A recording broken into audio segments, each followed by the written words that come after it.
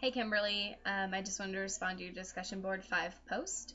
I agreed when you were talking about how those of us who are on the um, positive side of privilege don't understand why it's as big of a deal as it is.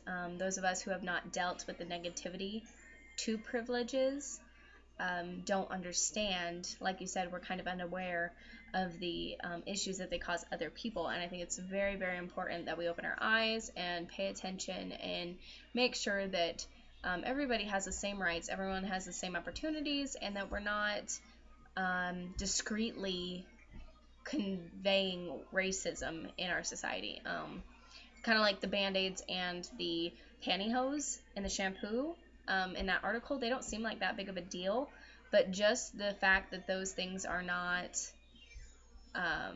there for other ethnic groups or other different colored other people other than white, it just makes it seem like there's some sort of underlying racism still in the country that isn't understood yet, or isn't to where it should be yet. And then again, maybe it is just a supply and demand thing and it's not that big of a deal and we need to focus on more important things. I don't know. But that is a very interesting fact that, reading that I'd never thought about the Band-Aids and stuff, and I'd never thought about the shampoo when I go to the hotel until I read that article, and that was something that was very interesting to think of. Another thing you had brought up was that you think that this country needs to take steps and be more educated on racial differences and diversity. We're obviously all taking this diversity class right now, and I, for one, could say that I've learned more during this class than I did through all my years of middle school or high school when it comes to the diversity of our country. I had no idea how slaves were brought to America until I started this class.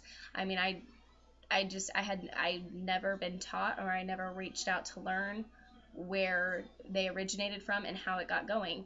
And so just little things that throughout my schooling I missed, or I didn't get, I wasn't educated on, and now taking this diversity class, it's just absolutely fascinating to me, and I've actually really enjoyed a lot of the stuff that we have learned.